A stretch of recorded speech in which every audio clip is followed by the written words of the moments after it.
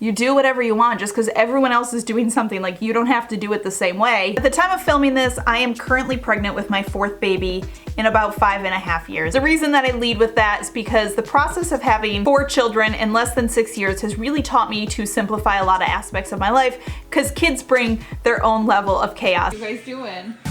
Okay, she's up on the bar.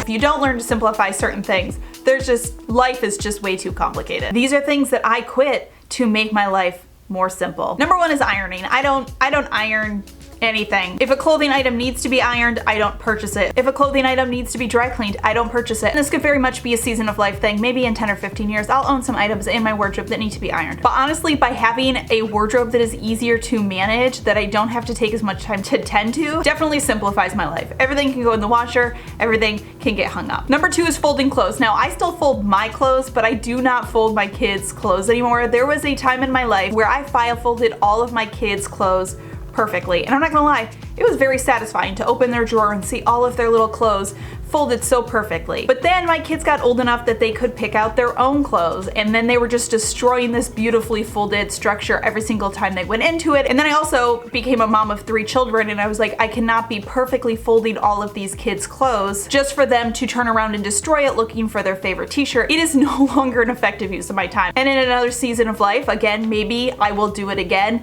It does not make sense right now. The way that I tackle my kids' clothes is I wash my kids' clothes by kid. Each kid has their own designated laundry basket. Usually about once a week, I grab that laundry basket, I put it in the wash, I run it through the dryer. All the dry clothes go back into their laundry basket and then back to the room. That takes out a whole step of having to sort any clothes as well. And then I'm just sorting from there: pajamas, tops, bottoms, underwear. Next up is getting home trends, or like just any home decor items in general in my home that take too much time to manage. A really good example here is I stopped putting a runner in my kitchen.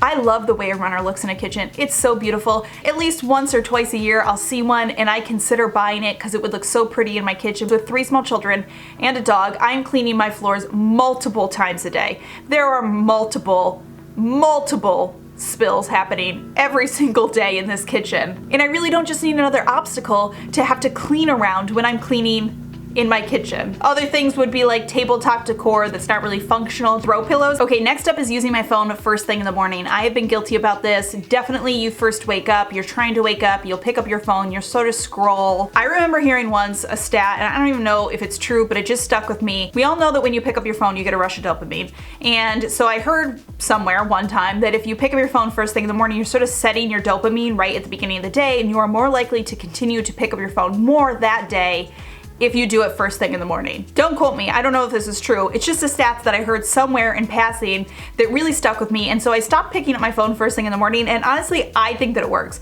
Maybe it's a placebo effect, but I find that when I don't look at my phone first thing in the morning, I actually reach for it way less throughout the entire day. And you guys know that I have been on an active mission to use my phone a lot less. I will link the video down below about how I kind of broke my phone addiction, but definitely picking it up first thing in the morning is a huge part of that step. I quit notifications on my phone in general too. I feel like there's so many apps that we buy that just like automatically will turn these notifications on our phone, and so I am actively always trying to turn off notifications on my phone that I do not need. One more thing while we're sort of on the phone topic is actually just keeping my phone with me. I find that we sort of feel tethered to our phones, like we're constantly sort of like carrying them around with us. By leaving my phone behind, even if it's just leaving it on the kitchen counter when I go out into the backyard, or it's leaving it upstairs in my bedroom when I come downstairs in the morning to get ready with my kids, just like actively leaving it behind and not always being tethered to it is so amazing. It's really hard. I think a lot of us feel like there's so many things that we have to have on our phone. Like, what if we get an important phone call, or what if there's an emergency? But these are a lot of what ifs that, like, I mean, how many times in your life have you gotten a phone call that you needed to get it exactly that exact second, exact moment, or your entire like scope of your entire life was gonna change? Next up, I quit accounts on my social media feeds that do not make me feel good. I actively unfollow, mute, or like literally block accounts that don't bring joy to my feed. I think lots of times we end up following accounts for all sorts of different reasons, and then we don't actively think to unfollow them. And if you're ever worried about unfollowing somebody because you don't want somebody to know, maybe this is somebody you actually know in real life, you can mute these people. I have a lot of people actually that I've muted on my social media.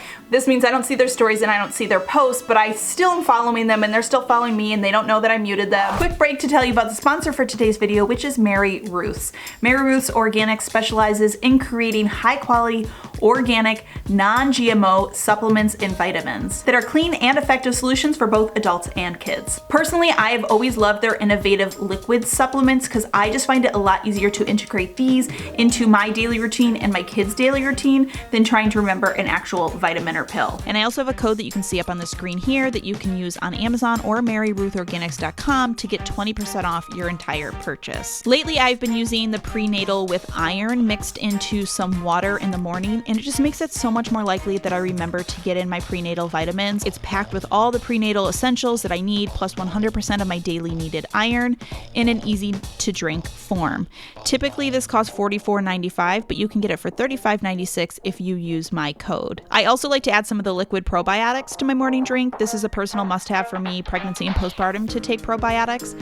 And I love that they're formulated from ages 1+, so I can use it and my kids can also use it. Again, usually $44.95, but if you use my code, you can get it for $35.96. Of course, I have to add going to bed with a dirty kitchen sink on this list. This is something that literally it started it all for me. If you've been following me for a long time, the number one thing that I did when I started learning about habits and adopting routines in my life, and literally the one thing, I made a decision to just every night I wasn't gonna go to bed with a dirty kitchen sink. Does it require more work at the end of the night? Yes, it does. But when I wake up in the morning, I'm starting with a clean slate. It is so much easier for me to get into other activities of the day. I start on a better foot. I start in a better mindset. By taking a little bit of time at night has greatly simplified my mornings. And you guys know that I always preach doing something today that tomorrow you will thank you for it, and that is one of the most perfect examples. There are a lot of things that you can do right now that are gonna make it a little bit easier for you later. Which brings me to my next topic, which is I've tried to stop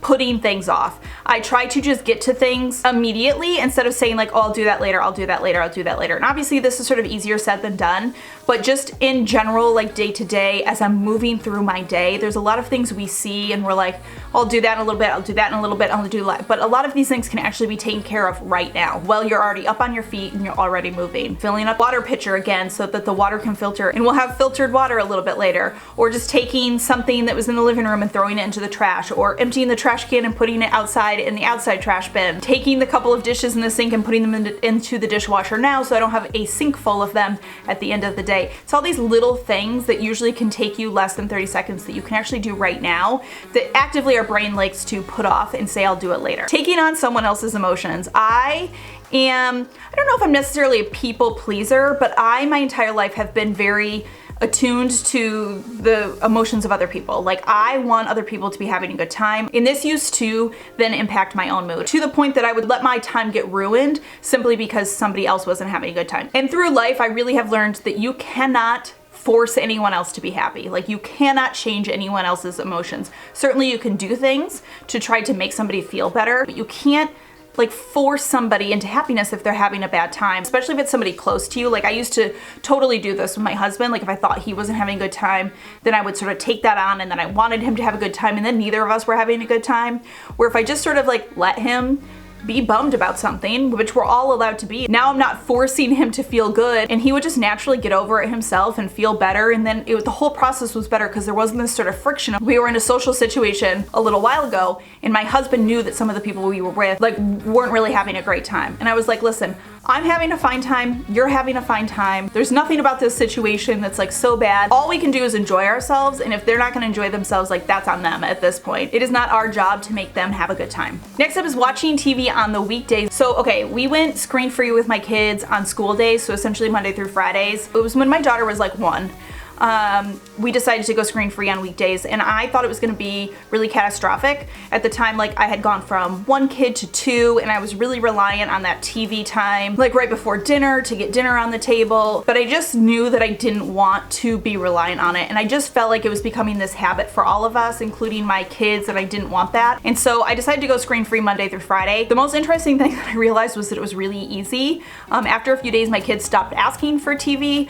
I very quickly saw that my kids were doing independent play a lot better. I actually found that they were better behaved. It actually became more enjoyable on the weekends when we got to have like a little movie night because it was like fun. Before I would maybe feel guilt because I was like, oh man, they watched all this TV this week and now we're watching a movie again. It sort of created this like better relationship with using TV with my children. It's sort of like a fun thing to do together. But then my husband and I actually ended up sort of adopting it, and we stopped watching TV almost all weekday. We will just hang out at the table after they go to bed. We'll get some chores done. We will read books. Like, we've been able to do so many other things that before we kept telling ourselves that we didn't have time for. We literally would watch TV every night when the kids went to bed. So it felt like a very big change. We realized that in a lot of ways it was just causing actually a little more stress because we weren't having time to get to some of the stuff that we wanted to get to. Next is going to get my hair done. I've not been to a hair salon. We're getting close to 2 years, and the last time I went, it had been probably 18 months since I went. I kind of am just over it, and this is not to bash hairstylists in any means, because some of them are amazing at what they do, and there are some people that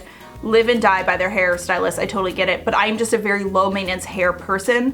My hair doesn't have layers or angles or anything fancy. We're literally just trimming the ends, and then I will like glaze my roots. And I finally realized like I could just do this at home. I could save a lot of money because it was getting insanely expensive, and I don't have to find like 3 hours in my life somewhere to go and get my hair done. So I know this is a very personal one for me, and I know my hair looks okay, right? I mean, it's fine. All right, my friends, that does it. That is some of the things that I've quit in my life to simplify. It doesn't mean that it's a list that's going to be like copy and paste for everybody else, but maybe just hearing some of the things that I gave up, even if you don't give up the same things I do. It's just like things in our life that I think sometimes we're doing these things because we think we have to be doing them, but you really don't. You don't have to be doing anything. You don't have to be doing anything. Like, you can just do whatever you want. Just because everyone else is doing something, like, you don't have to do it the same way. If it's just adding extra stress, if it's just making your life more complicated, to do it. As always, thank you so much for stopping by and watching. I hope you're having a fantastic day. Remember to be kind to yourself and others, and I will see you all in my next video.